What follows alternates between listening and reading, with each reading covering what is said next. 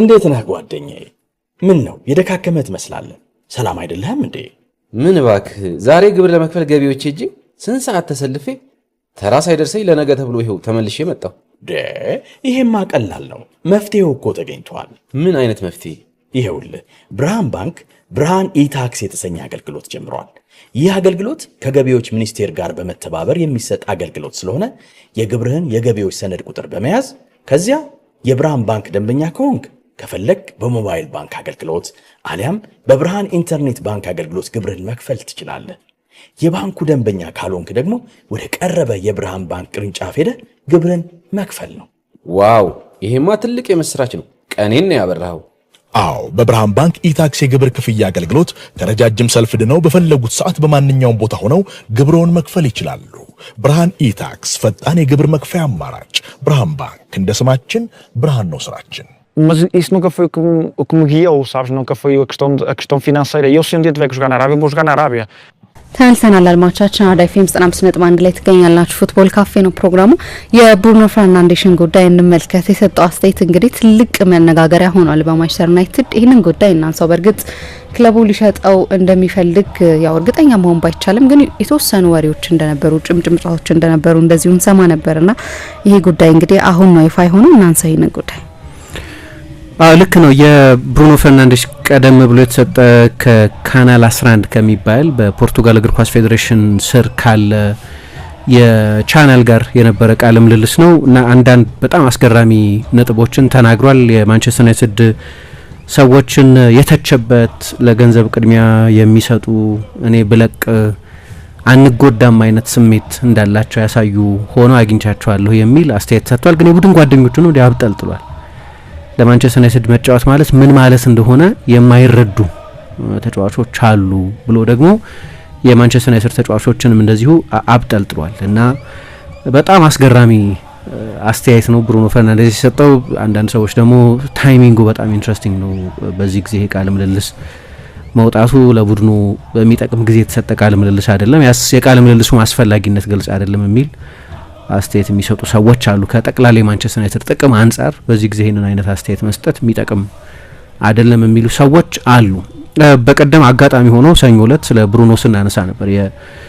በእኔ አስተያየት ብሩኖ ፈርናንዴዝ በዚህ እድሜው ማንቸስተር ዩናይትድ ውስጥ የተጫወተበት እድሜ ፒክ እድሜው ላይ የነበረባቸው ናቸው። አንድ እግር ኳስ ተጫዋች በብቃቱ በብስለቱ ምርጡ እድሜ ላይ በሚገኝበት ጊዜ ነው ለማንቸስተር ዩናይትድ የተጫወተው።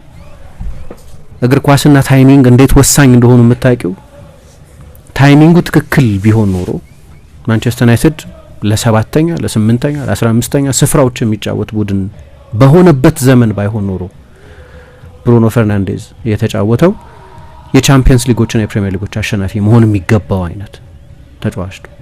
ታይሚንጉ ግን ከግል ስኬት አንጻር በጣም ስኬታማ ተጫዋች ነው። አሁንም ቢሆን እሱ ወደ እንግሊዝ ከመጣበት ጊዜ ጀምሮ የሱን ያህል ብዙ ጨዋታ ያደረገ ተጫዋች የለም። በጨዋታ ቁጥር የሱን ያህል በርካታ ጎሎች ያስቆጠረ የማንቸስተር ዩናይትድ ተጫዋች የለም። የሱን ያህል ብዙ አሲስት የሰጠ የማንቸስተር ዩናይትድ ተጫዋች የለም። በቀደም ሳነሳ እንደነበረውም ግን በፕሪሚየር ሊግ በጠቅላላው የሱን ያህል በርካታ የጎል ድሎች የፈጠረ ተጫዋች አልነበረም። በጠቅላላው በፕሪሚየር ሊግ ከማንቸስተር ዩናይትድ ብቻ ሳይሆን 4 ጊዜ የአመቱ የማንቸስተር ዩናይትድ ኮከብ ተጫዋች ተብሎ ተመርጧል። ከ6 ሲዝን የሰር ማት በዝቢ አዋርድ የሚባለውን ማለት ነው። ክርስቲያኖ ሮናልዶ እና ዳቪድ ደሄያ ብቻ ናቸው 4 ጊዜ ይህንን ሽልማት ከዚህ በፊት አሸንፈው የሚያውቁት።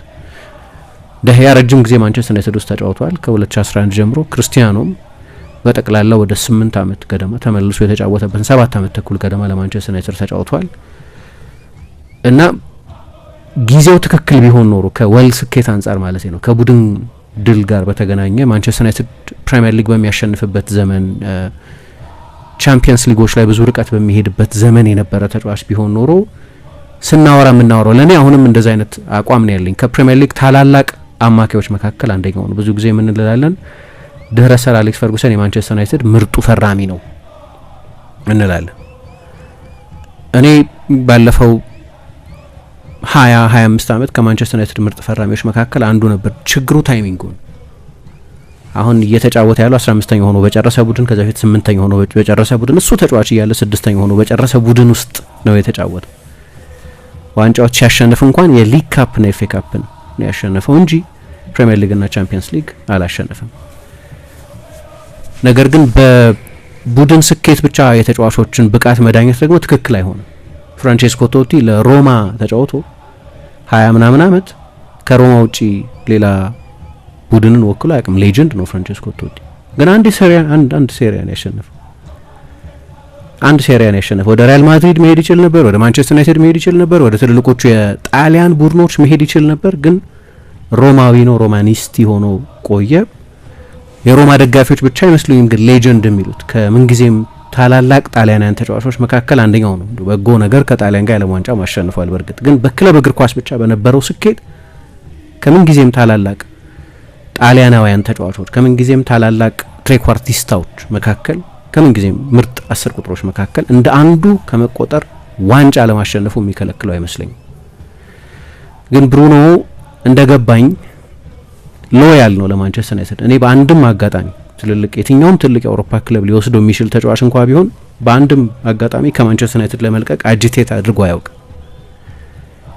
ከዛ በአመታት ውስጥም ደግሞ እኔ መጥፎ ሲዝን አሳልፈዋል የምልበት ሲዝንም አልነበረም። በግል ካየሹ ማንቸስተር ዩናይትድ መጥፎ ሲዝን አሳልፈው ሊሆን ይችላል እንደ ቡድን በጠቅላላው በወል ብሩኖ ግን መጥፎ ሲዝን አሳልፈው አያውቅም።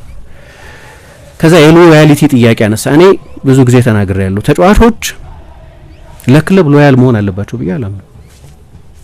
ለማንም ክለብ አንድ ተጫዋች ለማንም ክለብ ሎያል መሆን አለበት ብዬ አላውቅም። ምክንያቱም አይመጣም ተመልሶ ሎያሊቲ ለተጫዋቾች። በትንሿ የመውረድ ብቃት በምትታይበት ጊዜ ክለቦች የቢዝነስ ውሳኔ ይወስናሉ። ለምሳሌ እኔ ማንቸስተር ዩናይትድ ብሩኖን ለመሸጥ ቢወስን ከቢዝነስ ኢንትረስት አንጻር ስህተት ነው አለ።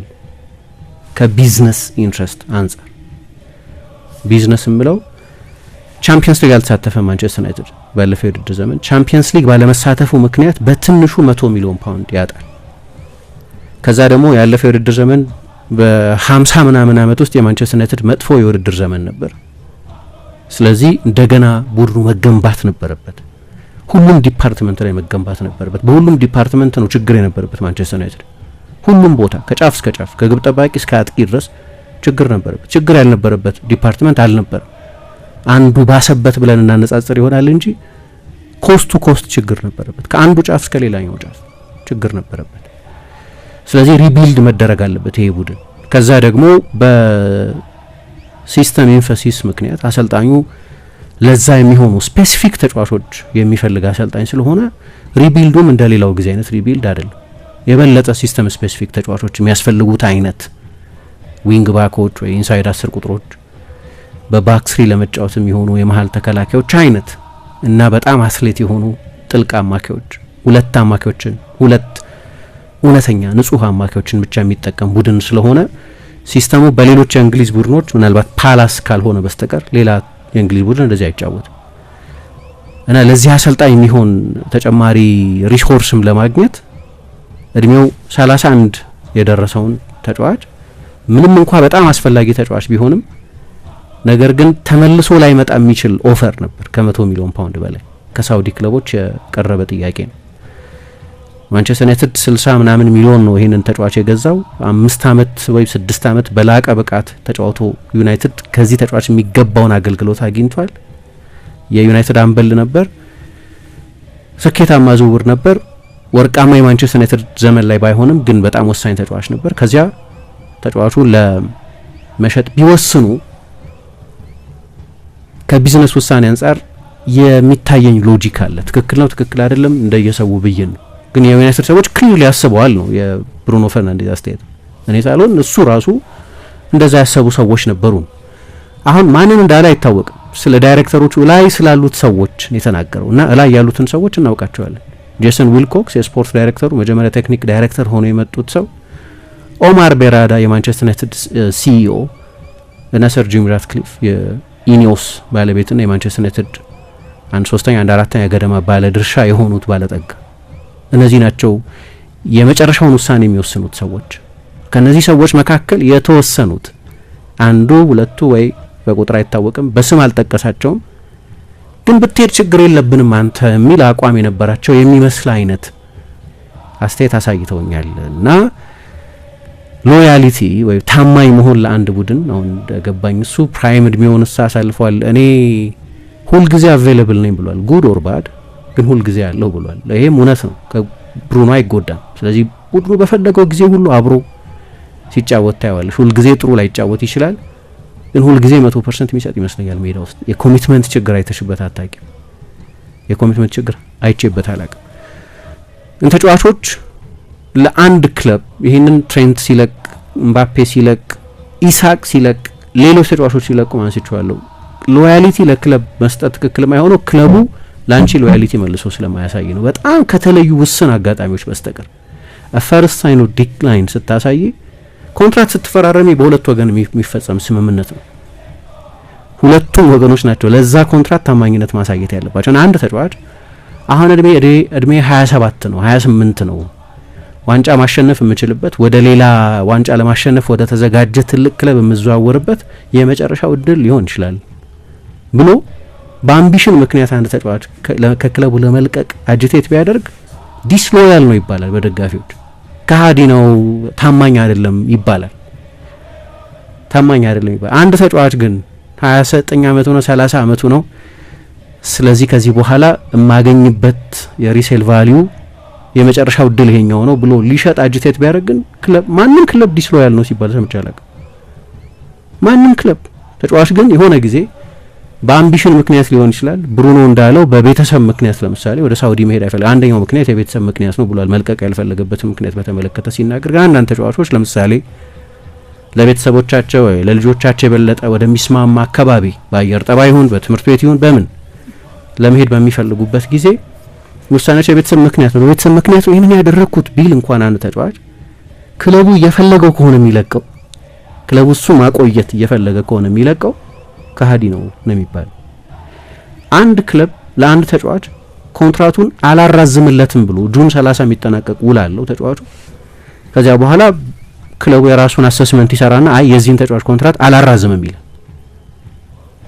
አላራዝምም ደጋፊዎች እንኳን እንዲቆይ ቢፈልጉ ያ ተጫዋች ክለቡ ግን የራሱን አናሊሲስ ከሰራ በኋላ አይ የዚህን ተጫዋች ኮንትራት አላራዝምም ሊል ይችላል። ከዛ ይለቃል ልጁ እና ማንም ክለቡን ከሃዲ አይለውም። ተጫዋቹ ግን ያ የተስማሙበት የ5 የ6 የ4 አመት ኮንትራት ከተጠናቀቀ በኋላ አይ እኔ አሁን ለውጥ ፈልጋለሁ ሲል ግን ከሃዲ ይሆናል። እና ኃይለኛ ኢንኮንሲስተንሲ ያለ እዚህ ውስጥ ሁሌ በዲስሎያሊቲ የሚታማው ተጫዋች ነው። እና ሎያሊቲ ማተር አያደርግም አሁን አለ። ይሄንን ቀድሞ ማወቅ የነበረበት ይመስላል ብሩኖ። ማተር አያደርግም ሎያሊቲ በክለቦች በኩል። ስለዚህ የሆነ ሳይን ኦፍ ዲስሎያሊቲ ከማንቸስተር ዩናይትድ አይቶ ቢሆን ማንቸስተር ዩናይትድ የቢዝነስ ውሳኔ ቀዝቃዛ የቢዝነስ ውሳኔ ሃርድ ኮር የቢዝነስ ውሳኔ ወስኖ ቢሆን አይገርመኝም። ምክንያቱም ከቢዝነስ አንጻር there is a logic ብሩኖን በመሸጥ ሎጂክ አለ። አሁን አንዳንድ ሰው አሁን ዝም ብለሽ ቁጥሮቹን ቡድኑን የተሸከመበትን መንገድ ምናምን ስታይ ማንቸስተር ዩናይትድ ምን ሊሆን ነበር ብሩኖ ባይኖር እንዴት ይሆን ነበር ምናምን እንላለን። አንዳንድ ሰዎች ካውንተር አርጊውመንት አላቸው። ሜቢ የበለጠ ኮሄረንት ቡድን ይሆን ነበር የሚሉ ሰዎች አሉ። ከ15ኛው አይበስ መቼስ። ስለዚህ አንድ ተጫዋች ላይ ብቻ ዲፔንደንት ያልሆነ የተዋሃደ ቡድን ይሆን ነበር። ምክንያቱም ከየድሮቹ አይነት ተጫዋች ነው። የጄራርድ ታይፕ ተጫዋች፣ የላምፓርድ ታይፕ ተጫዋች ነው። ያኔ ደግሞ እግር ኳስ እንደዚህኛው ዘመን እግር ኳስ ስትራክቸርድ አልነበረም። አንካር ላንካ የሚባል ሰው ሲናገር ምን ይላል ስለ ብሩኖ ማለት ቮልፍስቡርግ ውስጥ የነበረውን ደብሮይንን ነው የሚመስለው ይላል። ቮልፍስቡርግ ውስጥ የነበረው ደብሮይን የቡንደስሊጋ ኮከብ የነበረ ነው። የቡንደስሊጋ ኮከብ ሆኖ የባየርን እና የቦሩሲያ ዶርትሙንድ ተጫዋቾችን ሁሉ በልጦ ኮከብ የሆነ በጊዜው የብሪታንያ ሬከርድ በሆነ ገንዘብ በ56 ሚሊዮን ፓውንድ የተዘዋወረ ተጫዋች ነው። ቼልሲ ውስጥ አልተሳካለትም፣ ግን ብዙ እድል አላገኙም። ጆዜ ሞሪኞ ብዙ እድል አልሰጡትም። ስለዚህ ወደ ቬርደር ብሬመን ሄደ መጀመሪያ። ከዛ ቮልፍስቡርግ በ20 ሚሊዮን ገዛው። ከዛ 46 ሚሊዮን አትርፎ ሸጠው። የዴፍፒ ፖካል አሸንፎ ጭምር በፍጻሜው አይ ቲንክ ዶርትሙንድን አሸንፎ ጭምር። ጓርዲዮላ እዛ ያለ ነው ተጫዋቹን በሚገባ ያየው። ያ ተጫዋች አሁን ደብሮይን እንደሚጫወተው ነው የሚጫወተው። ኦፍ ዘ ከፍ ተጫዋች ነው። ፍጹም ነጻነት ያለው ብዙ የጎል እድሎች የሚፈጥር ከፍተኛ ሪስኮች የሚወስድ አይነት ተጫዋች ነው በመጀመሪያው ሲዝን አካባቢም በማንቸስተር ሲቲ በማኑኤል ፔሌግሪኒ አሰልጣኝነት ስር ያንኑ ተጫዋች ነው ያየነው። በኋላ ግን ጓርዲዮላ መጣና ይሄኛው ዘመን አሁን ምናልባት እንደገና ሉዝ እየሆነ ነው፣ ግን የፔፕ እግር ኳስ የሮቦቲክ አልበለው ግን የኮንትሮል የሆነ እግር ኳስ ነው። ስለዚህ ደብሮይነ ሪስክ እንዳይወስድ አልተከለከለም፣ ግን የሚወስድበት የሪስክ መጠን በቡንደስሊጋው እንደነበረው አይደለም። የማንቸስተር ዩናይትድ አጫዋወት ግን ልክ እንደዚህ አይነት ኮሄረንት የሆነ ኮንትሮልድ እግር ኳስ የሚጫወት ቡድን አልነበረም። በማንም አሰልጣኝ ስር ብሩኖ በተጫወተባቸው አሰልጣኞች ስር በሙሉ የኃይለኛ ትራንዚሽን እግር ኳስ የሚጫወት እና ኬኦቲክ የሚሉት እነሱ የተተራመሰ አይነት እግር ኳስ የሚጫወት ነው ነበር። በማንም አሰልጣኝ ስር የጓርዲዮላ አይነት እግር ኳስ የተጫወተ አሰልጣኝ አላየሁም በማንቸስተር ዩናይትድ ውስጥ ከሶልሻየር ጀምሮ እስከ አሁን እስካለው ሩበን አሞሪም ድረስ። አሞሪምም መጀመሪያ አካባቢ ስለ ኮንትሮል ፖሴሽን ስለምን ይናገር ነበር። አሁን ማንቸስተር ዩናይትድ እንደዚህ በጣም ኤክሳይቲንግ የሆነበት ምክንያት በጣም ሉዝ ስለሆነ ለእንደዚህ አይነት አጫዋች በጣም የሚስማማ ተጫዋች ምንም ጥያቄ የለም። ኃይለኛ የኬኦስ ኤጀንት ነው። የሚገርም የፈጠራ ችሎታ ያለው ተጫዋች ነው። ከምንም ነገር የሆነ ተአምር መፍጠር የሚችል ተጫዋች ነው። የዛኛው ካውንተር አርጊውመንት ግን ምን ይሆን ነበር ማንቸስተር ዩናይትድ ማንቸስተር ዩናይትድ ሜቢ የበለጠ ቲም ሊሆን ይችል ነበር የሚል ክርክር የሚያቀርቡ ሰዎች አሉ። ምክንያቱም ብሩኖ በነበረበትም ጊዜ ቢሆን የማንቸስተር ዩናይትድ ሬከርድ በጣም አስደናቂ አይደለም እንደ ቡድን። በተለይ ባለፉት 2-3 ዓመታት ብሩኖ የማንቸስተር ዩናይትድ ተጫዋች ሆኖ 6ኛ፣ 8ኛ፣ 15ኛ ሆኖ ጨርሰዋል ማንቸስተር ዩናይትድ በፕሪሚየር ሊግ። የማንቸስተር ዩናይትድ ሰዎች ከዚህ ፖይንት ውሳኔ ሊወስኑ ይችላሉ። ግን አንዳንድ ጊዜ ሌሎችም ተጫዋቾች አስተያየት ሲሰጡ ሰምቼ አውቃለሁ። ብሩኖ አይ ቲንክ በገራገርነት በቅንነት በጣም ምንድነው ኦነስት ተጫዋች ስለሆነ ለማንቸስተር ዩናይትድ ሜዳ ውስጥ ያለውን ሁሉ ስለሚሰጥና አይ ቲንክ ሂ ኬርስ ከልክ በላይ ኬር ስለሚያደርግ ለእኔ በእኔ ግምት ጉዳዩ ማንቸስተር ዩናይትድ ስለሆነ ሊቨርፑል ስለሆነ ሪያል ማድሪድ ስለሆነ አርሰናል ስለሆነ ፔዤ ስለሆነ ሚኒክ ስለሆነ ምናምን አይደለም። ሪሲፕሮሲቲ የለውም ታማኝነት። ተጫዋቹ ኬር ያደርጋል ብሎ ደጋፊው ምናምን ሊያዝንለት ይችል ይሆናል። የኢኒዮስ ባለቤት ሰር ጂም ራትክሊፍ ኮልድ ብለድድ የቢዝነስ ሰው ናቸው። ጠንካራ የቢዝነስ ውሳኔዎችን ስለሚወስኑ ነው እዚህ የደረሱት። ሴንቲሜንታል ውሳኔዎች ስለሚወስኑ አይደለም የብሪታንያ ቁጥር 1 ባለጠጋ የሆኑት። ግሌዘሮችም ቢሆኑ ተመሳሳይ ናቸው፣ የቢዝነስ ሰዎች ናቸው። ስለዚህ ሴንቲሜንታል ውሳኔ እንዲወስኑ ከጠበቅን ስህተት ነው። ሰዎቹ እንደዛ አይደሉም። ለነሱ ቢዝነስ ከሆነ አሁን መገረም የለበትም ነው የምለው። እግር ኳስ እንደዚህ ነው ባህሪው። ለዚህ ነው ተጫዋቾች አንዳንድ ጊዜ ለመልቀቅ አጂቴት ሲያደርጉ ብዙም አይገርም። ለምሳሌ ካልቨን ፊሊፕስ መጣ ወደ ማንቸስተር ሲቲ ከሊድስ ዩናይትድ። ማንቸስተር ዩናይትድ ይፈልገው ነበር፣ ሌሎች ክለቦች ይፈልጉት ነበር፣ ግን በጓርዲዮላ ስር መስራትን መረጠና መጣ። አንድም ጊዜ ልልቀቅ ብለው አያውቅም። የመሰለፍ እድልም በአግባቡ አላገኝም። አናቅም ፔፕ የሚለው ደካማ ስለሆነ ሳይሆን እኔ እድል ስላልሰጠሁት እና እሱ የሚጫወትበት ቦታ ላይ በሱ ሚና የዓለም ምርጥ ተጫዋች ስላለኝ ሮድሪጎ ኤርናንዴዝ ስላለ የመሰለፍ እድል ብዙ አልሰጠሁትም። ፌለር ነው ማለት አልችልም ይላል። ተጫዋቹ መልቀቅ አልጠየቀም አይደል? ግን 2 ጊዜ ወደ ዌስትሃምና ወደ ኤፕስዊች በውሰት ሰጠው ማንቸስተር ሲቲ ተጫዋቹ። እሱ ብቻ ሳይሆን የማንቸስተር ሲቲ ተጫዋች ሆኖ ቲጃኒ ሬንደርስ መጥቶ ቁጥሩን ወሰደበት። እና ተጫዋቾች ምን ይላሉ? ሎያሊቲ ኢዝ ኦፍን ዲማንድድ በት ሬርሊ ሾውን ይላል። ታማኝ እንድትሆኝ ትጠየቂያለሽ፣ ግን ታማኝነት በሚጠየቅበት ጊዜ ከኢንስቲትዩሽኑ በዚህ አገባብ ከክለቦች ያ ታማኝነት ተመልሶ አይመጣም። ስለዚህ ተጫዋቾች የሆነ ጊዜ አምፀው ልምምድ አንሰራም ብለው በኢንስታግራም ፖስት ይሁን በኤጀንቶቻቸው በኩል ይሁን በቃለ ምልልሶቻቸው በኩል ይሁን አቋማቸውን ግልጽ ያደርጋሉ። ምክንያቱም ይሄ የገባቸው ተጫዋቾች ይመስሉኛል አንዳንድ ጊዜ ያንን የሚያደርጉ። የሆነ ጊዜ ከወረድሽ ያ ታማኝነት ተመልሶ አይመጣም። የሆነ ጊዜ አስፈላጊ አይደለሽም ተብሎ ከታሰበ ቦምብ ስኳድ ውስጥ ነው የምትገቢው። ለመልቀቅ አጅቴት ባታረጊ 5 ዓመት ውል ሰጠሽ፣ ከምንም ነገር ፕሮቴክት ያደርጋል። ከምንም ነገር ፕሮቴክት አያደርግሽም። ለምሳሌ ጋርናቾ ከዚህ በፊት አንስቼዋለሁ። አሌሃንድሮ ጋርናቾ ከማንቸስተር ዩናይትድ ልልቀቅ ብሎ አያውቅም። ከማንቸስተር ዩናይትድ ልልቀቅ ሲል ሰምተነው አናውቅም። ብቃቱ ጥሩ ላይሆን ይችላል ወይ አሰልጣኙ ብቃቱ ጥሩ ቢሆንም ባይሆንም ለኔ ያጫወት አይስማማም ብሎ አምኖ ሊሆን ይችላል። ግን ልልቀቅ ብሎ አያውቅም። ዲስሎያሊቲ አሳይቶ አያውቅም። ታማኝነት አጉድሎ አያውቅም። ከታፒንግ አፕ አልነበረው፣ ከሌላ ክለብ ጋር አልተነጋገረ፣ ከሌላ ክለብ ጋር እንደተነጋገረ የሚያሳይ ምንም ማስረጃ አልነበረም። ኮንትራት አለው። በቅርብ ጊዜ ኮንትራት የፈረመ ተጫዋች ነው። በቅርብ ጊዜ ከማንቸስተር ዩናይትድ የዘውድ ጌጦች መካከል አንዱ ተደርጎ ይታይ የነበረ ተጫዋች ነው። ከዛ ከቡድኑ ጋር እየተጫወተ እኮ ከዋናው ቡድን ጋር ልምምድ እየሰራ ከፈለግሽ በየሳምንቱ ከመጀመሪያዎቹ 19 ተጫዋቾች ውጪ ማድረግ ትችላለህ። በቃ አለመምረጥ፣ አለማጫወት በእኔ ፐርፎርማንስ መለኪያ መጫወታ የሚሆን ብቃት እያሳየ አይደለም ብሎ ከቡድኑ ውጪ ማድረግ ይቻል ይሆናል። ይሄ በሜሪት በአሰልጣኙ አስተያየት ሊሆን ይችላል። ያንን የማድረግ እድልም አልነበረው፣ ምክንያቱም ፕሪሲዝንም አይሰራም። ከዛ ቦምብ ስኳድ ይባላል። ቦምብ ስኳድ ውስጥ ነው የተጣለው። ክለቦች ሲያደርጉት ትክክል የሚሆን ተጫዋች ሲያደርገው ስህተት የሚሆን ነገር መኖር የለበትም ነው የኔ አስተያየት። ከዛ ያኔ አንደኛው ችግር የነበረው ኦኬ እኔ ወደ ቼልሲ ብቻ ነው መሄድ የምፈልገው። ዋጋው የቀነሰበት ምክንያት በክረምት የተዘዋወሩ ብዙ የክንፍ ተጫዋቾች አይተናል። በዚህ ክረምት ለኔ በፖቴንሻል ዋይዝ ከየትኛውም የክንፍ ተጫዋች ያነሰ ተጫዋች አይደለም። በክረምቱ ከተዘዋወሩት የክንፍ ተጫዋቾቹ የዛሬ 2 ዓመት ምናምን በነበረን ሴንሴሽን ስለዚህ ተጫዋች የዛሬ 2 ዓመት በ19 ዓመቱ 30 ተከታታይ ጨዋታዎችን ለማንቸስተር ዩናይትድ ያደርግ የነበረ ተጫዋች ነው። ከዛ ኦኬ እንደዛ ከሆነ ወደ ቼልሲ ማልሄድ ከሆነ ማንቸስተር ዩናይትድ ደግሞ ቼልሲ ያለበትን የማንቸስተር ዩናይትድን የመደራደር አቅም ስለሚያውቅ ተጫዋቹ በግልጽ ለገበያ የሚቀርብ ከሆነ ዋጋው ይወርዳል። ግልጽ ካደረገው ያ ክለብ ከዋናው ቡድን ጋር ልምምድ አይሰራም የኔ እቅድ ውስጥ የለም ካለ ራስሽ ነው ዋጋውን የምታራክሽው።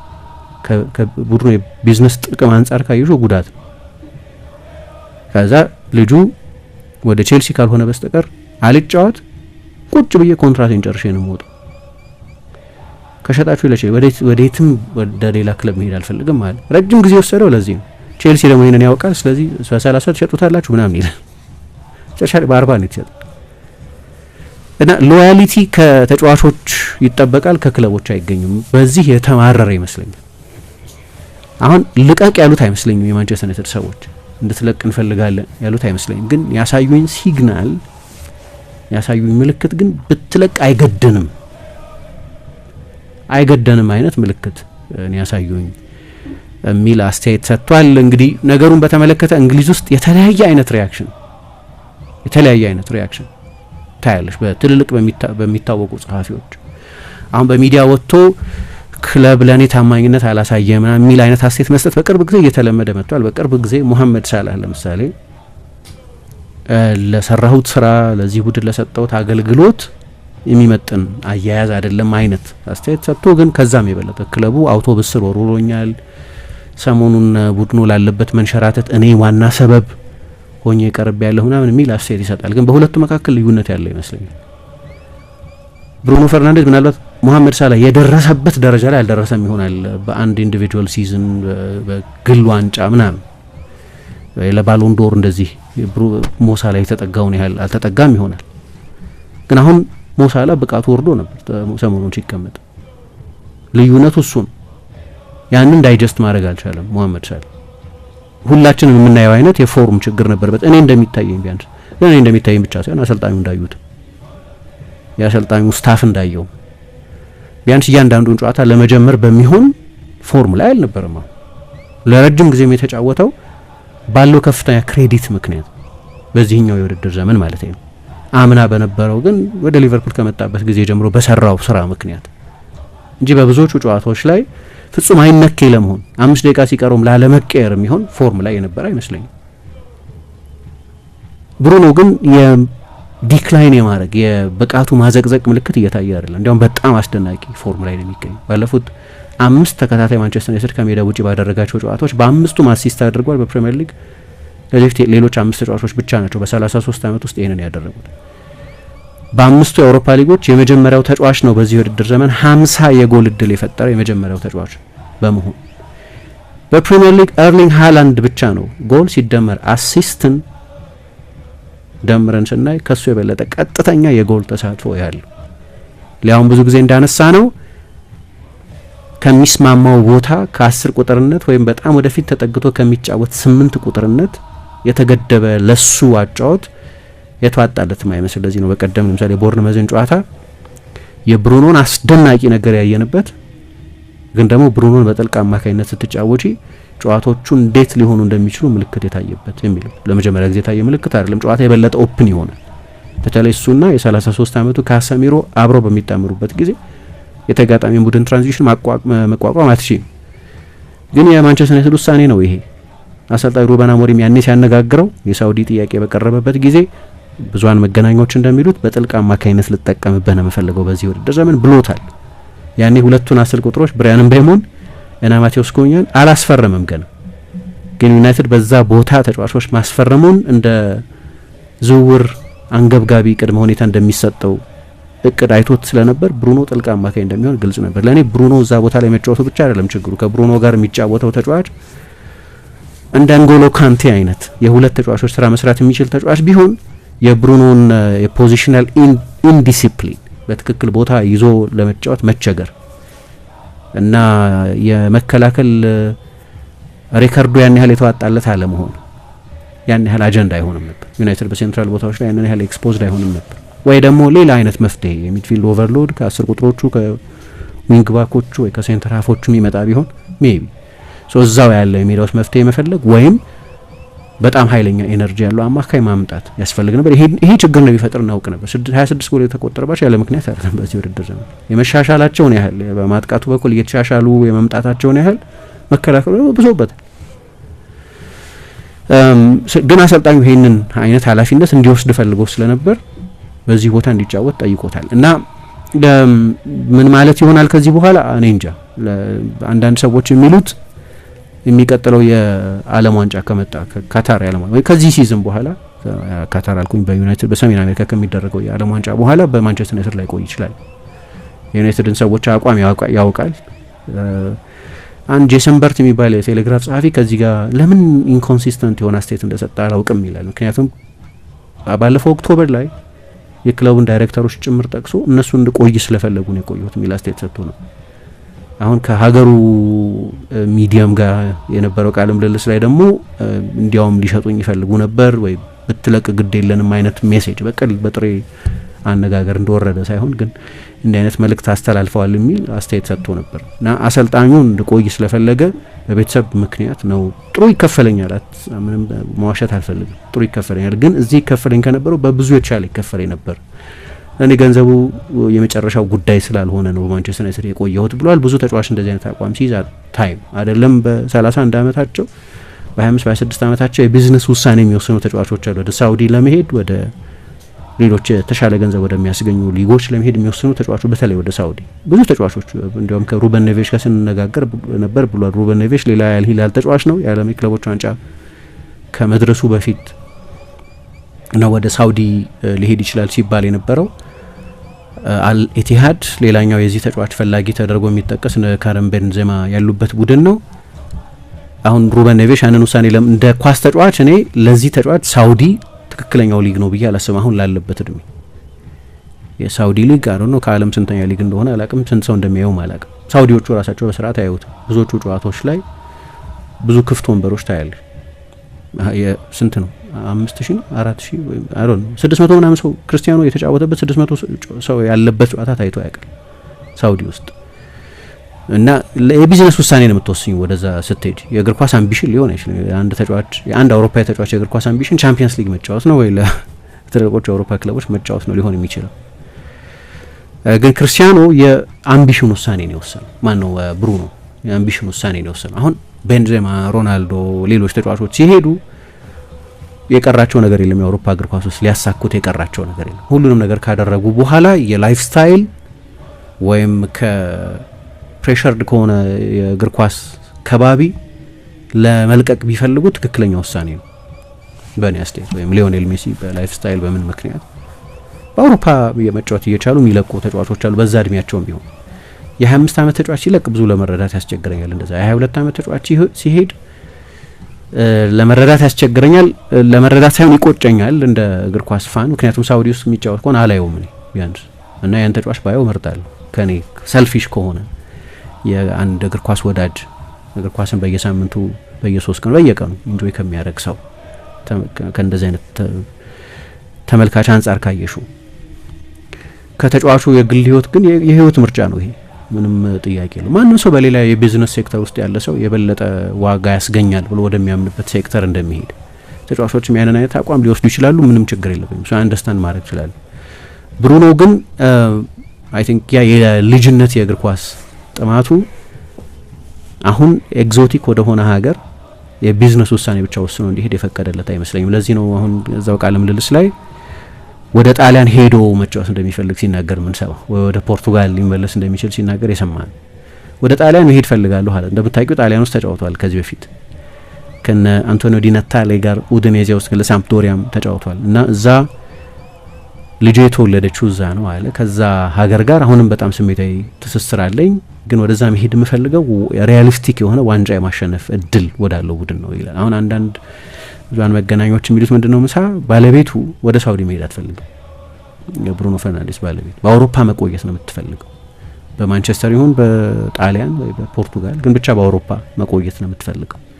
በዚህ ምክንያት ነው የቤተሰብ ምክንያትም ነው ብሎ የጠቀሰው። ወደ ሳውዲ ያልሄደበትን ምክንያት በተመለከተ ሲናገር የተጫዋቾቹ ሎያሊቲ በተመለከተ ግን በጣም ጥሩ ነጥብ ያነሳ ይመስለኛል። አሁን ሰዎች አይ ይሄ በጣም አደገኛ ቀጠና ነው፣ መልበሻ ክፍል ውስጥ ያለውን ኦቶሪቲም ሊጎዳበት የሚችል አይነት ተጫዋቾቹን በግልጽ እንደዚሁ በብዙሃን መገናኛዎች መነጋገር ልክ እንደው ሮይኪን ከዚህ በፊት በ2005 ከዛ የሚድልስቦሮ ሽንፈት በኋላ እንዳደረገውም ባይሆን ታስታውሽ እንደሆነ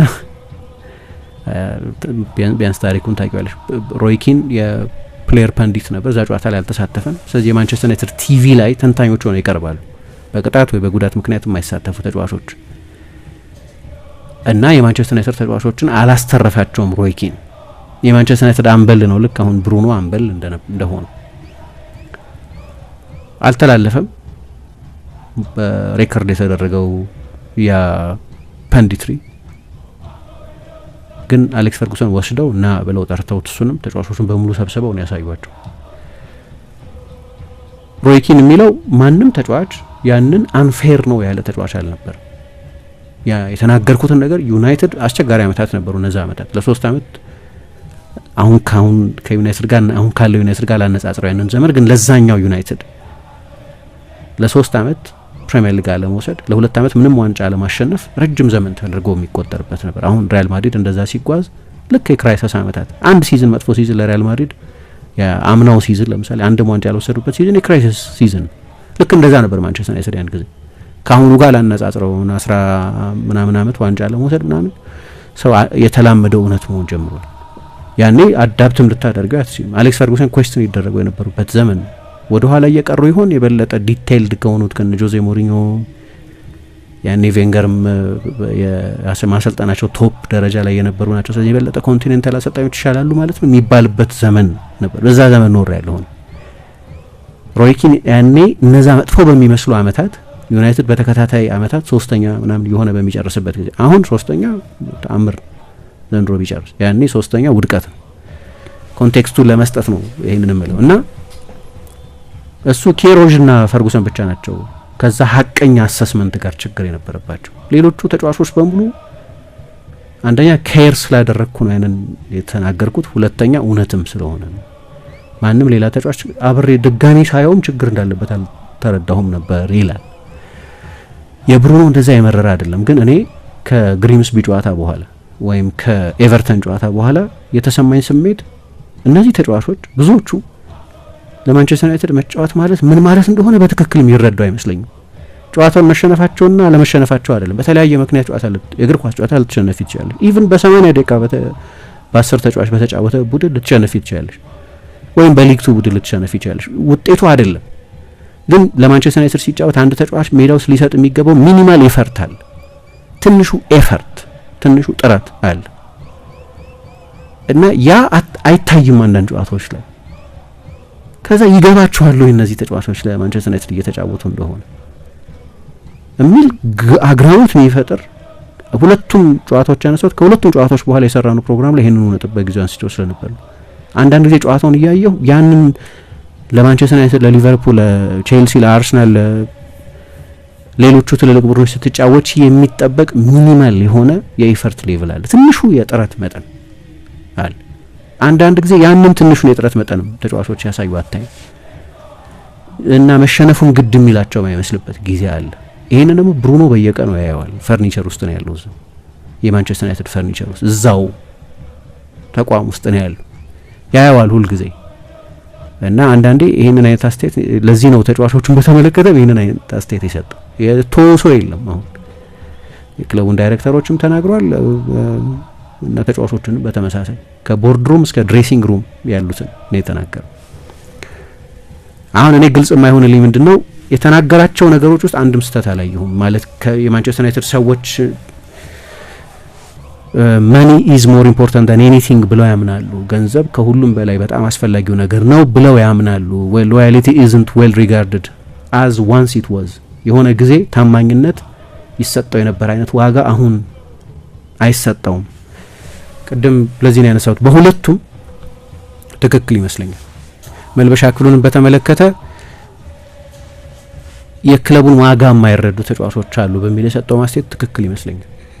ሁሉም ማስተያየቶች ትክክል አይደሉም ማለት አይቻልም። ግን ማንቸስተር ዩናይትድ ለመሸጥ ቢያስብ ክለቦች ያስባሉ። እንደዛ የሚያስገርመኝ ነገር አይደለም። ከቢዝነስ አንጻር የራሳቸውን ሎጂክ ማስቀመጥ ስለሚችሉ ያደርጉታል። ክለቦች ሁልጊዜ ለቢዝነስ ብለው ተጫዋቾች ይሸጣሉ። ተጫዋቹ መልቀቅ ባይፈልግም ማለት ነው።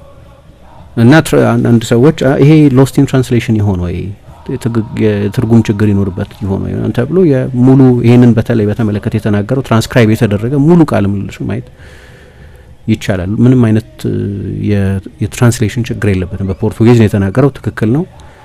ግን ጠንካራ አይነት አቋም ያለበት ነው። እንግዲህ በእንግሊዝ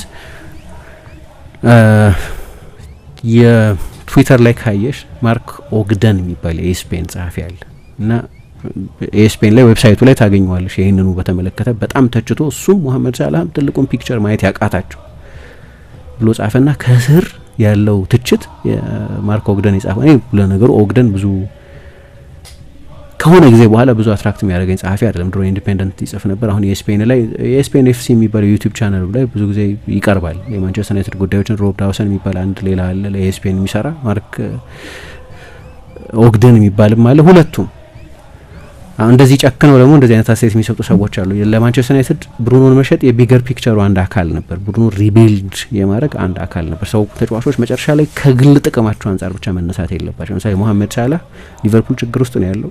ስለዚህ የሆነ ካውንተር ሜጀር ያስፈልግ ነበር። ያ ካውንተር ሜጀር እሱን ለተወሰኑ ጨዋታዎች ተጠባባቂ ወንበር ላይ ማስቀመጥም ቢሆን ለወል የቡድኑ ጥቅም የሚጠቅም ከሆነ እኔ አልተጫወትኩም የሚለው ጉዳይ ዋና አጀንዳ መሆን የለበትም። እንደዛ ካለ አንድ ተጫዋች በጣም ሰልፊሽ ነው ማለት ነው።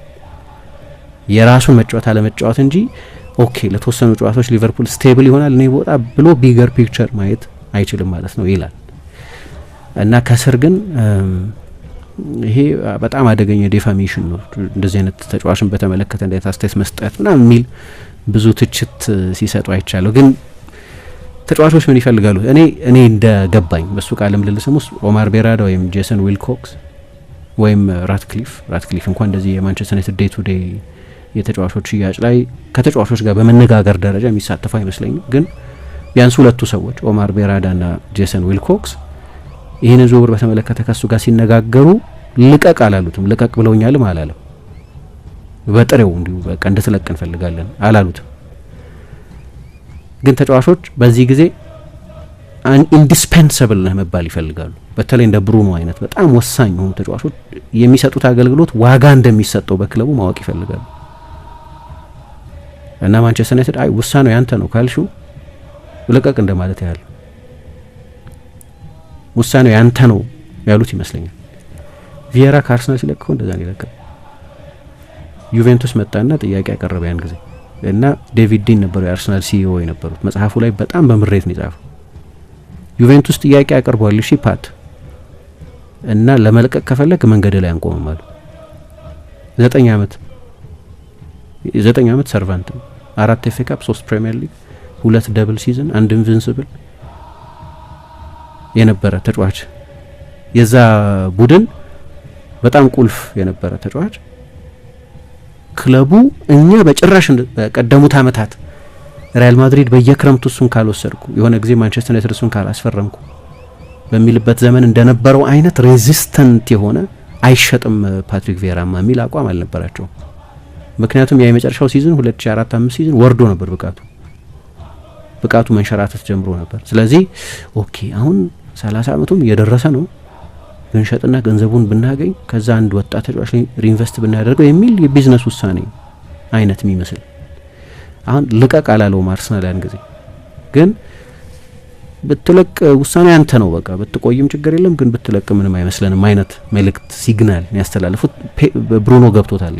ያኔም ማመን አልቻልኩም ይላል ፓትሪክ ቪዬራ አርሰናል ስለኔ እንደዛ አይነት አቋም መያዙ። መልቀቅ አልፈልግም ነበር ግን ኦኬ ክለቡ ብለቅም ግድ የለውም የሚል መልእክት ስላስተላለፈልኝ ለቀቅኩ ይላል። ወደ ዩቬንቱስ ሄደ።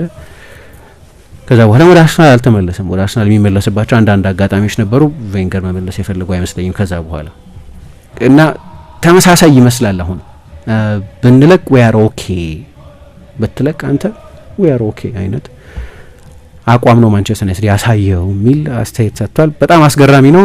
በዚህ አመትም በድጋሚ የዚህኑ ተጫዋች አስደናቂ ብቃት አሁን ከትላንት ወዲያ የተደረገው ጨዋታ ላይም ጭምር ግን ሲዝኑ ላይ በሙሉ ጭምር እያየን ነውና በተጫዋቾች የሆነ ጊዜ ክለብ እንደዚህ አይነት ዲስሎያሊቲ አልለውም ግን ጋብቻውን የማፍረስ ፍላጎት ቢያሳይ ሊያስገርማቸው አይገባም። ክለቦች የቢዝነስ ውሳኔ የሚወስኑ በመሆናቸው ምክንያት እንጂ ሜዳ ውስጥ ያለው ፐርፎርማንስ በቁጥሮችም መግለጽ አያስፈልገኝም። በቪዥዋል ኦብዘርቬሽን በአይን ማስተዋል ተጫዋቹ እየሰጠ ያለውን አገልግሎት በማይመቸው ቦታ ጭምርም እየተጫወተ የተለያዩ ተጣማሪዎች ናቸው የነበሩት በዩናይትድ ውስጥ በአማካይ ስፍራ ላይ ሲመጣ የነበሩትና አሁን ያሉት ተጣማሪዎቹ ከፊትም ከኋላም የተለያዩ ናቸው።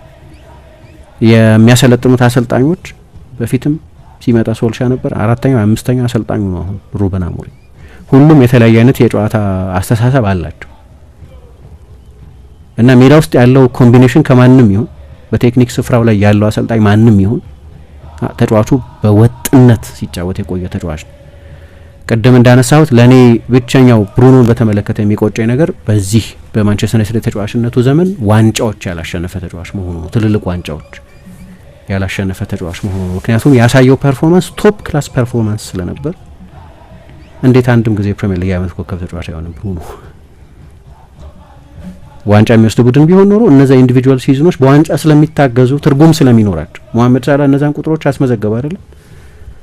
ግን እነዛ ቁጥሮች የዋንጫ ያመጡ ቁጥሮች በመሆናቸው ምክንያትም ነው ምርጡ ኢንዲቪጁዋል ሲዝን ነው ይባል ነበር። ዋንጫ ሲያጅበው የአንድን ተጫዋች አስደናቂ የተናጠል ሲዝን ያኔ ለትልልቅ የግል ሽልማቶችም የሚታጭ ተጫዋች ይሆናል ማለት ነው።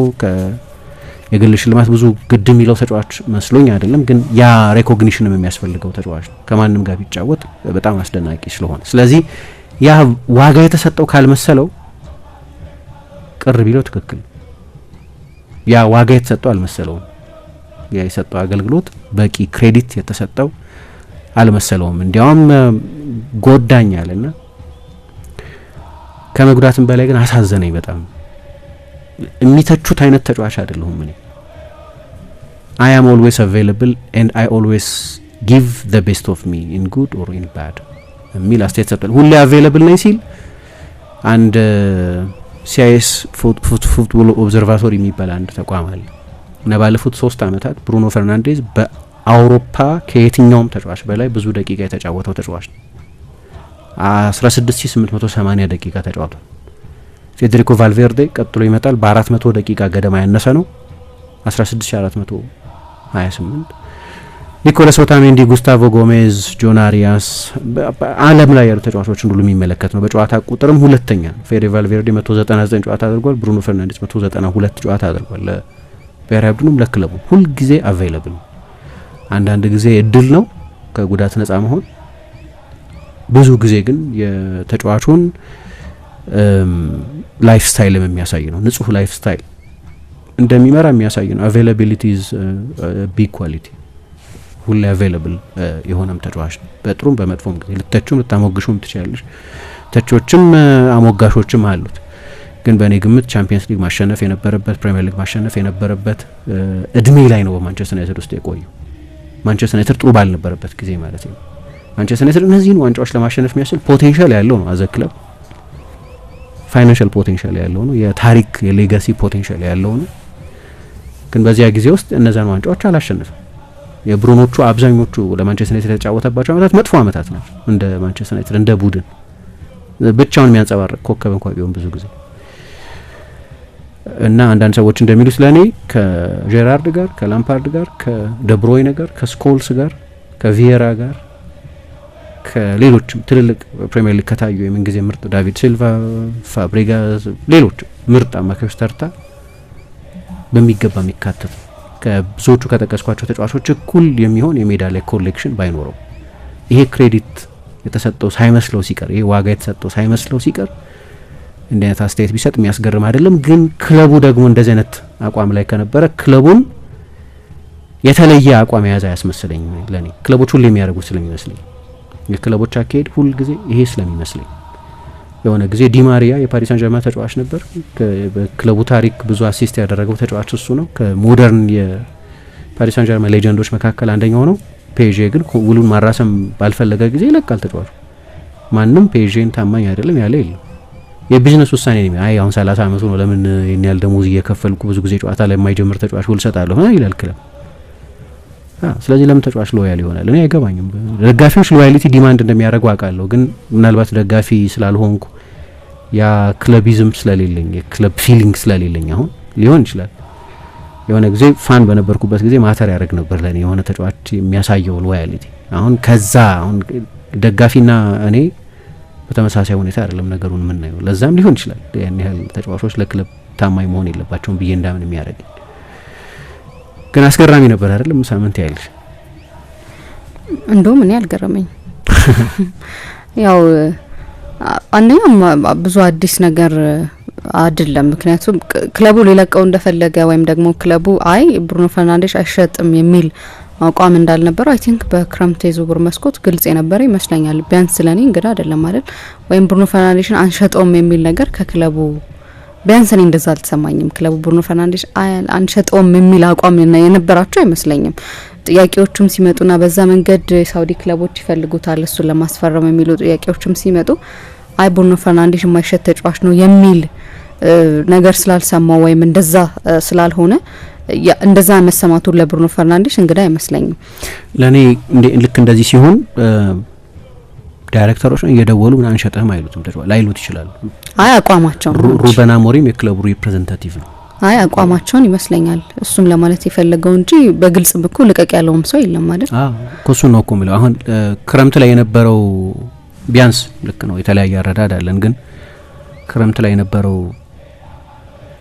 ኦፒኒየን ልበል የክለብ ኦፒኒየን ግን አይደለም እኔ የሰማሁት የነበረው ኦፒኒየን አልሂላል 100 ካቀረበ ከዚህ ተጫዋች 100 ሚሊዮን ታገኛለሽ 30 ምናምን አመቱ ነው ስንት አመት ይቀረዋል ከዚህ በኋላ ለማንቸስተር ዩናይትድ የተጫወተ ውሉም የ2 አመት ውል ነበር የቀረው በሳምንት ከ300,000 ፓውንድ በላይ የሚከፈለው ነው። ስለዚህ በወር ወደ 1 ሚሊዮን ታገኛለሽ 20 ወደ 30 ሚሊዮን አካባቢ ይጠጋል በሁለቱ አመት። ስለዚህ 130 ሚሊዮን ያገኛል ማለት ነው ከኮንትራክት ስለሚፋታ እና ሲለቅ ደግሞ የሚገኘው ገንዘብ ዩናይትድ በቻምፒየንስ ሊግ 100 ምናምን ሚሊዮን አጥቷል። ሶ ቢዝነስ ውሳኔ ከሆነ ሴንስ ይሰጣል የሚል አይነት ኦፒኒየን የነበራቸው ሰዎች እንደነበሩ አውቃለሁ። እኛም እዚሁ አንስተን ነው እናውቃለን ከዚህ በፊት ከቢዝነስ አንጻር ካየሹ እና ከቢዝነስ አንጻር ብቻ ሳይሆን ከስኳድ ሪቢልዲንግ አንጻር ከታየ ያስኬዳል የሚሉ ሰዎች ነበሩ።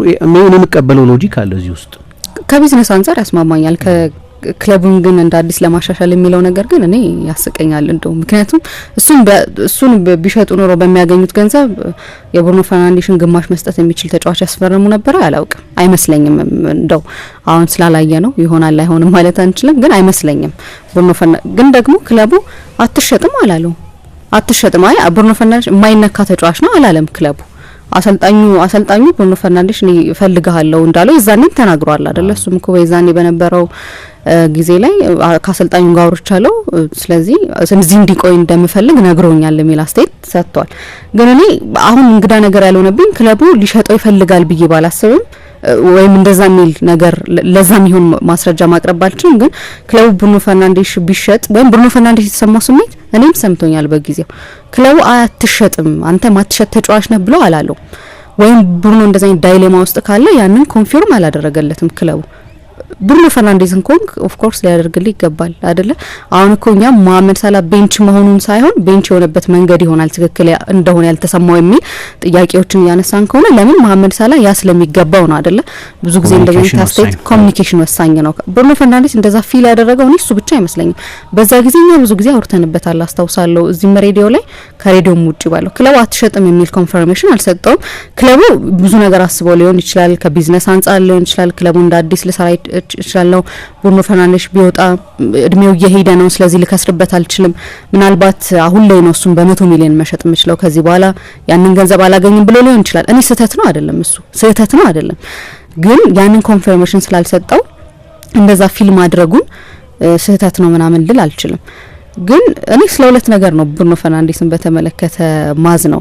አንደኛ ምንም ጥያቄ የለውም ብሩኖ ፈርናንዴዝ በማንቸስተር ዩናይትድ በጣም የሚያስማማኝ ሀሳብ ባለፉት ከፈርጉሰን በኋላ የመጣው ምርጡ ተጫዋች ነው አይመስለኝም። በጣም ብዙ ሰዎች እኔ እስኪገርመኝ ድረስ ምርጥ 11 ውስጥ ያካትቱታል። ኢቭን ፖል ስኮልስን አንድ አይነት ቦታ ሳይሆን አውጥተው ምናምን የሚያካትቱ ሰዎች አሉ። ለምን ብዬ አልላቸው። ምክንያቱም ብሩኖ ፈርናንዴዝ ያ ቦታ አይገባውም ብዬ መከራከር ስለማልችል እኔ ላላስገባው ይችላል፣ አንተ ላታስገባው ይችላል፣ የሆነ ሰው ላይ ያስገባው ይችላል። በጣም በጣም በጣም ጥሩ ተጫዋች ነው። በእኔ እይታ ደግሞ አንደርሬትድ የተደረገ ተጫዋች ነው። ስለዚህ አሁን እስኪ እኔ ከመጣበት በኦሌ ጊዜ ከመጣበት ጊዜ በኋላ ራሱ የእሱን ብሩኖ ፈርናንዴዝ ሳይኖር ብዬ አሰብኩትና የእሱን እንደው 70% የሚሰጥ ተጫዋች እንኳን ቢሆን ኖሮ እዛ ቦታ ላይ ያለው ዩናይትድ ላለመውረድ ለመጫወቱ ምን ዋስትና ነበረን? እርግጠኛ መሆን አልችልምና እንደዚህ ከተጫወትክና ጥሩ ዴሊቨር እያደረክ እንደሆነ የሚሰማህ ከሆነ ክለቡ ደግሞ ታማኝ እንዲሆንልህ ትጠብቃለህ። ክለቦች ታማኝ አይሆኑም፣ ግን ታማኝ እንዲሆኑልህ ግን ትጠብቃለህ። ልክ አሁን ብሩኖ እንደተሰማ አይነት አይ ማትነካ ተጫዋች ነህ መባልን አይነት ይጠብቃሉ። ብሩኖ ፈርናንዴዝ ይሄንን ቢጠብቅ ለኔ በጣም ትክክል ነው። ክለቦች ያንን አያደርጉም እንዳልከው እሱ ይሄንን መረዳት ይኖርበት ቀድሞ መረዳት ይኖርበት ይሆናል። ግን ደግሞ ይሄንን ኤክስፔክት ማድረጉም ስህተት ነው ልል አልችልም። ግን ከሞሳላ ጋር ፍጹም የተለያየ ይመስለኛል በኔ እንደውም አንድ አይነት ጉዳይም አይመስለኝም። አንደኛው መሐመድ ሳላ ለምን ቤንች ሆነ የሚል ደጋፊ የነበረ አይመስለኝም አይደለ? ከአርነ ስሎት ተቃራኒ እንኳን የቆመው ደጋፊ ለምን መሐመድ ሳላ ቤንች ሆነ በሚል አይደለም። ግን ጥቂት ደቂቃ አይገባውም ወይ ለምሳሌ ድድሱ ጨዋታ ላይ እንደገና እንዴት ነው ኮሚኒኬት ያደረጉት ምናምን የሚሉ ቅሬታዎች ናቸው አይደለ? በአርነ ስሎት በኩል የነበሩት እንጂ እኮ ሞሳላ ቤንች መሆን አይገባውም ነበር በሚል አይደለም። ፎርሙ ጥሩ ስላልነበረ ብሩኖ ፈርናንዴዝ ግን ጥሩ ምንም 90 ደቂቃ ጠፍቶ ከዛ በኋላ የሆነች ሞመንት ሰጥቶ ምናምን ይወጣል። ያ ሞመንት ማንቸስተር ዩናይትድን የሚገባው ስፍራ ላይ አድርሶታል አላደረሰውም አላውቅም። ግን ማንቸስተር ዩናይትድ ላለፉት አመታት መጥፎ ጊዜያቶቹ የበለጠ መጥፎ ላለመሆኑ የረዳው ተጫዋች ይመስለኛል እንጂ ከዚህ በላይ ክለቡን ወዴት ማሻገር እንደሚችልም አላውቅም። ብቻውን ከዚህ በላይ ምን ማድረግ ይችል ነበር? ግን እስኪ አስበው ብሩኖ ቢሄድ ቡድኑ የበለጠ ኪን ይሆናል የሚሉ ሰዎች ምን ታያለሽ? ስህተት ነው አይደለም? ኢንዲቪጁዋል በግል እንዳነሳሹ በኔ አስተያየት ማርኬቱም ላይ ያለ አይመስለኝም። ሌላ ተጫዋች አሁን አምጥተሽ ብሩኖ የሚሰጠውን አይነት አውትፑት የሚሰጥ አሲስት ይሁን በጎል እድል በመፍጠር ይሁን ጎሎች በማስቆጠር ይሁን አለ አይደለም የማጥቃት ኃላፊነቱን እሱ በሚወስደው ኃላፊነት መስጠት የሚችል ሌላ ተጫዋች ማሰብ አልችልም። አሁን ልክ የሱ አይነት አውትፑት ያለው ሌላ ማን የትም ቦታ ማለት ነው የትኛውም ክለብ ውስጥ ማለት ነው። አዎ ስህተት አይደለም፣ ግን እኔ ማልስማማበት ኦፒኒየን ነው እኔ አልስማማበትም እንጂ ስህተት ነው ማለት አይደለም። ቀደም ሲል እንዳነሳሁት ነው። አንደኛ ማንቸስተር ዩናይትድ እስኪ 100 ሚሊዮን አገኘ በክረምቱና ሸጦት ነበርና አሁን ያንከው ጥያቄ ይነሳል። እሱን የሚተካው ተጫዋች ማን ነበር? ማን ነበር ማምጣት? አንደኛ ዩናይትድ ከሱም ያገኘው 100 ሚሊዮን ከሆነ ያገኘ የነበረው ለሆነ ተጫዋች ለምሳሌ ባሌባን ሊሆን ይችላል። አንድ አይነት ፖዚሽንም አይደለም ቦታቸው። ግን ባሌባንና አዳም ዋርተንን አመጣ አያገዛቸውም አክቹሊ በዛ ገንዘብ ግን አይ ምልሽ ሆነ ባሌባና አዳም ዋርተንን አመጣ። በፍጹም በኳሊቲ ጭራሽ አንድ አይነት ቦታ ላይ ማስቀምጣቸው ሰዎች አይደሉም። ምክንያቱም እኔ አሁን መናገር የምችለው ነገ ላይ እነሱ መተው አሁን ኦኬ ስቲል ዩናይትድ እድል አለው አይደል? ስቲል ባሌባንም ዋርተንም ማስፈረም የሚችልበት እድል አለ ይባላል እኮ። ግን ተዋቸው ዋርተንም ባሌባንም እና የሆነ ተጫዋች ብቻ አመጣ። በነገራችን ላይ ብሩኖ ፈርናንዴዝ ኖረም አልኖረም ማንቸስተር ዩናይትድ እዛ ቦታ ላይ ነው ተጫዋች ማምጣቱ አይቀርም። አመጣ እንበልና በጣም ጥሩ ዴሊቨር ማድረግ ጀመሩ። ግን ሲሆን ነው የምናየው። አሁን ግን ባለው ነገር ነው በአይኔ የማየውን ነገር ቁጥሮች የሚነግሩኝን ብቻ አይደለም በአይኔ የማየውን ነገር ግን እኔ አይደለም ይቅርና አሁን ገና መጥቶ ዩናይትድ ውስጥ ተሳክቶለት ደግሞ በዚህ ተጫዋቾች መጥተው ይሳካላቸዋል አይሳካላቸውም በምትለው ዩናይትድ ውስጥ መጥቶ ተሳክቶለት የብሩኖን አይነት ግልጋሎት የሚሰጥ ተጫዋች አይደለም ይቅርና አሁን ሆኜ በድፍረት መናገር መቻል እንደ ብሩኖ ፈርናንዴዝ አይነት ታይፕ ያለው የፕሪሚየር ሊግ ቡድን አለ ብዬ አላምን። እኔ አሁን ብሩኖ ፈርናንዴዝ አሁን ያለው አርሰናል ቡድን ውስጥ ቢሆን ኖሮ እኔ አሁን ላይ አርሰናል ለዋንጫ የሚበለው ብዬ በድፍረት መናገር እችል ነበር። ማለት እንደዛ ለማለት የሚያስችለኝ ፖቴንሻል ያለው ልጅ ነው። ከዛ በኋላ ደግሞ እንዳለው ሁሉ አቬለብል ነው። ጥሩም ሆነ መጥፎም ሆነ እጁን ያወና ኢቭን እኮ ማንቸስተር ዩናይትድ ሌጀንዶች እጁን ራሱ ሲያወናጭፍ እንዴት ያወናጭፋል በሚል እኮ ሁሉ ጊዜ ላትስማማበት ይችላል። የሱን ሪአክሽን ሁሉም ሰው መስማማት የለበትም። ግን ቢያንስ ነው ለምን ግን እንደዛ እንደሚያደርገው ግን እረዳለሁ። እና ሪያል ማድሪድ ይፈልገው ነበር፣ ባርሴሎና ይባል ነበር፣ ብዙ የአውሮፓ ትልልቅ ክለቦች ይባሉ ነበር። በእርግጠኝነት እነዛ ክለቦች ውስጥ ሄዶ ኖሮ እስካሁን ድረስ የሊግና የሻምፒየንስ ሊግ አሸናፊ ይሆን ነበር የሚል እምነት አለኝ። ምክንያቱም ለዛ በጣም ከማንቸስተር ዩናይትድ በላይ በጣም የቀረቡ ቡድኖች ስለነበሩ ማለት ነው። ያንን አላደረገውም እና ልክ አንድ ደጋፊ ለማንቸስተር ዩናይትድ በጣም ታማኝ እንደሆነው ክለቤን አልቀይርም የሚል ታማኝነት እንዳለው በዝቅታውም በከፍታውም ጊዜ እንደ ተጫዋች ሳይሆን እንደ ደጋፊ ነው ስሜት ያለው ብዬ አስባለሁ። ብሩኖ ልክ እንደ ተጫዋች ሳይሆን በቃ እንደ ደጋፊ ፊልም የሚያደርግ እንደ ደጋፊ የሚሰማው ተጫዋች ነው ብዬ አስባለሁ። ያን ያህልም አጀንዳ ያላስነሳው ጉዳይ የሚመስለኝ የብሩኖ ፈርናንዴዝ አስተያየት አይ ቲንክ ሁሉም ነገር ትክክል ይመስለኛል። የተናገረው ሁሉም ነገር ትክክል ይመስለኛል። ግን ከክለቡ ቢወጣ እና ሌሎች ተጫዋቾች ቢመጡ ክለቡ በእንደዚህ መንገድ ይደራጃል ምናምን ነገር ግን ለሚሉ ሰዎች ግን ስህተት ነው ልል አልችልም። ምክንያቱም እነሱ ያዩበት መንገድ ነው። ለኔ አይመስለኝም ነው ግን ስህተት ነው ደግሞ ማለት አይደለም። አንድ የክርክር አይነት ነው እሱ። ለምን ያ ክርክር ለምን ያ ሎጂክ እንደሚነሳ ይገባኛል። ምክንያቱም አንተ ግን አለ ብለህ ታስባለህ? ለምሳሌ ወጥቶ ቢሆን እኔ ብሩኖን በብሩኖ ታይፕ አይነት ተጫዋች በመተካት አይደለም። ቅድም እንዳልኩት የብሩኖ ታይፕ ተጫዋች አለ እንደ ምንድነው እንደ ሬቶ አይነት ተጫዋች ነው ለኔ። ልክ እንደ ጄራርድ አይነት ተጫዋች ነው ለኔ በታይፕ ማለት ነው። በስታይል ተመሳሳይ ላይሆኑ ይችላሉ፣ ግን የነሱ አይነት ፍጹም ነጻነት የሚፈልግ አይነት። ለምሳሌ ቅድም አርሰናል ውስጥ ቢመጣ ኖሮ አልሽ በኳሊቲ በክሬቲቪቲ በምናምን በኳሊቲ አይደለም ክርክሬ ነው። አንድ አርቴታ ላይ ያለ አስተያየት ወይም ትችት ወይም ዋቴቨር ብቻ በጣም ኮንትሮል ማድረግ የሚፈልግ አሰልጣኝ ነው እንላለን። ያ ማለት ብሩኖን ሌላ ተጫዋች ነው የሚያደርገው ማለት ነው። ብሩኖ አርሰናል ውስጥ ይጫወታል፣ ኦኬ ጥያቄው ኳሊቲ ጥያቄ አይደለም። ግን ለምሳሌ ግሪሊሽ ከአስቶን ቪላ ወደ ማንቸስተር ሲቲ ሲመጣ ኦፍ ዘ ከፍ ተጫዋች ነበር። እንደ ብሩኖ አይነት ቦታ ላይ የሚጫወት ተጫዋች አልነበረም፣ ግን እንደ ብሩኖ ኃይለኛ ክሬቲቪቲ ነበረው። ያኛው ሞር ድሪብለር ነው፣ የኛው የበለጠ ፓሰር ነው። ግን ወደ ሲቲ መጥቶ እኔ አንድም ሲዝን ላይ በአስቶን ቪላ ያየሁትን ግሪሊሽን በማንቸስተር ሲቲ ያላየሁትም። ምክንያቱም ፔፕ ኮንትሮል ማድረግ የሚወድ አይነት አሰልጣኝ ነው ጨዋታዎች። ስለዚህ ግሪሊሽ የሚወስዳቸውን ሪስኮች አፕሩቭ ያደርጋቸው።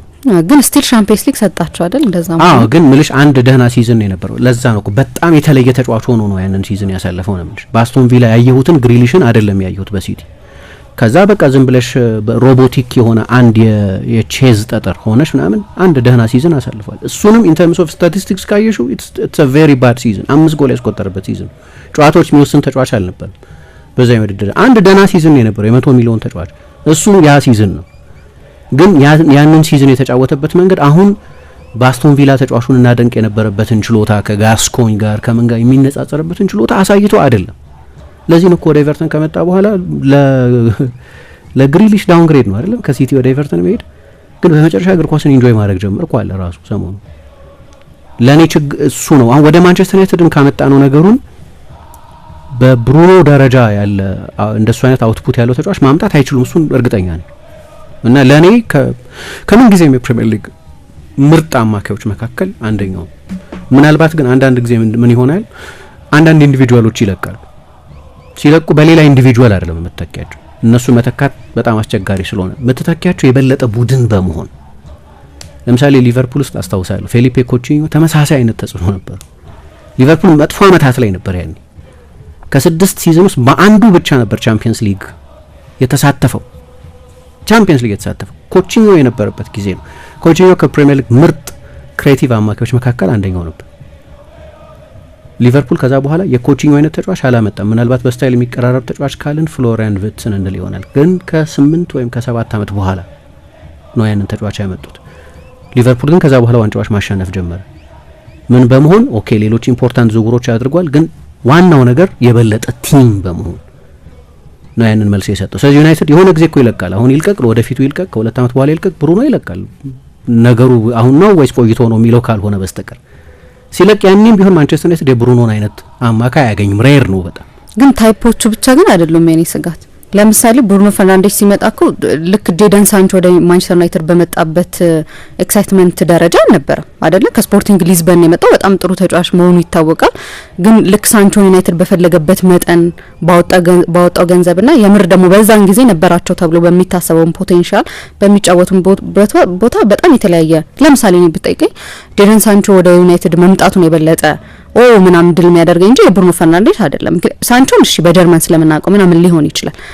በተመሳሳይ አንቶኒ፣ ሌሎች ተጫዋቾች ከዛ በኋላ ማን ነው ዴሊቨር ያደረገ? ግን መጥቶ ከሚጠበቅበት በላይ እንደ ብሩኖ አይደለም እኮ እኔ የሚጠበቅበትን 50% የሰጠ ተጫዋች ነበረ ብዬ አላምንም። ልክ በመጡበት ደረጃ እሱ ነው ደግሞ ስጋት። አሁን ኦኬ ብሩኖ በማንም ተጫዋች መተካት ይችላል እንዳልከው፣ እንደ ቡድን በመሆን ልትተካው ትችላለህ። ከተሳካለ በኢንዲቪጁዋልም እኮ የሱን ግዴታ የሱን ደረጃ ባይሆንም ግን የሱን 70% የሚሰጥ ተጫዋች ከሆነ ስኬት ነው ብዬ ነው ማስበው ከተገኘ።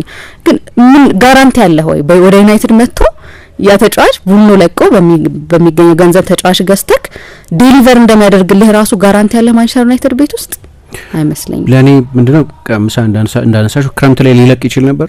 የሚመጣው ክረምት ሊለቅ ይችላል ወይ ከዛ በኋላ ያለው ክረምት ላይ ኮንትራክቱን ጨርሶ ሊለቅ ይችላል። ዋቴቨር ግን በየትኛውም ጊዜ ዌኔቨር ዩናይትድ ቀጥሎ ሊሰጥ የሚችለው ያለው ምርጫ ቡድን መሆን ነው የኔ ሀሳብ።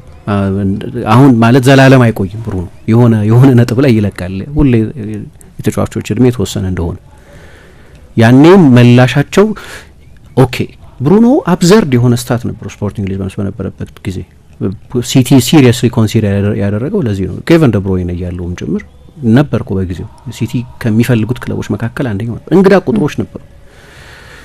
አሁን በማንቸስተር ዩናይትድ እንደሚያደርገው አይነት ማለት ነው ኖርማል ያልሆነ ለሴንትራል ሚድፊልደር ኖርማል ያልሆነ ስታት የሚያስመዘግብ ተጫዋች ነው። አታገኝም ማለት ነው። ሬር ነው እንዲህ አይነት ተጫዋች። የምታረጊው ነገር ምንድነው? የበለጠ ቡድን በመሆን የበለጠ ስትራክቸርድ በመሆን ለምሳሌ አሁን 30 ጎል የሚያስቆጥር 26 ጎል የሚቆጠርበት ቡድን ነው አይደለም? ምን አይነት ቡድን ትሆኛለሽ? ከ22 ጎል የሚያስቆጥር ግን 12 ጎል የሚቆጠርበት ቡድን ትሆኛለሽ። በቡድን ነው መልስ ልትሰጪው የምትችይው አት ሰም ፖይንት። አሁን አይደለም ማለት ብሩኖ የሆነ ጊዜ ሲለቅ ምርጫ የለሽማ። የብሩኖ አይነት ተጫዋች በየስንት ጊዜው አንዴ እንደሚመጣ አላቅም። ዩኒክ ፕሮፋይል ያለው ተጫዋች ስለሆነ አሁን ይሁን ከ2 ዓመት በኋላ ይሁን የሆነ ቀን ብሩኖ በሚለቅበት ጊዜ ማንቸስተር ዩናይትድ ያለው መፍትሄ ኤሊየት አንደርሰንን ወይ ባሌባን ወይ አዳም ዋርተንን ሊያመጣ ይችላል። ስለዚህ ጠንካራ ቤዝ አለው ሚድፊልዱ ላይ እንደፈለገ። ምክንያቱም አንድ መረዳት ያለበት ነገር ብሩኖ ማጫወት የራሱ ሪስክ አለው። ከነ ሪስኩ ነው የምታጫወች። ሃይ ሪስክ ሃይ ሪዋርድ ተጫዋች ነው እሱም ይመስለኛል አይደል? ደግሞ በጣም ጥሩም እንዲሆን ያደረገው ከስትራክቸር አንጻር ግን የኬኦስ ኤጀንት ነው። ከስካኒ አምለው እንደ ተጫዋች አይደለም። ከስትራክቸር አንጻር ግን በደንብ ዲሲፕሊን የሆነ የመከላከል ቅርጽ ከመያዝ አንጻር ግን ማለት ማንም ለሚረዳ ሰው ሁሉ ግልጽ ነው የራሱ ሪስክ አለው ብሩኖን ማጫወት። ያንን ሪስክ ተቀብለሽ እኮ ነው ከሪስኩ ሪዋርዱ ይበልጥብኛል ብለሽ ነው የምታጫወችው።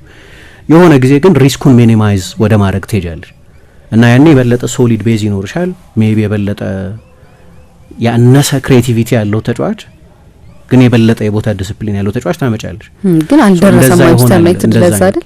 አዎ ግን ሊሆን የሚችለው ቀጥሎም ብሩኖ ሲለቅ መፍትሄው ይመስለኛል እንጂ ገበያው ላይ አታገኝም። እንደ አይነት ተጫዋች ማምጣት ያስቸግራል።